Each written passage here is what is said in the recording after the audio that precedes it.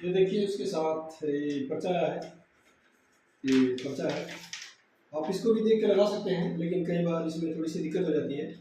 और ये मेरे ख्याल ले रखा है, ये 700 करीब होगा, पर 1 इंची, 1.25 इंची, 1.5 इंची, 2 इंची, 3 इंची तक आप लगाएंगे, आपकी ये लिफ्ट बहुत बढ़िया तैयार होगी। और हम लोग तो जैसे तैयार करते हैं वैसे बता रहा हूँ आपको।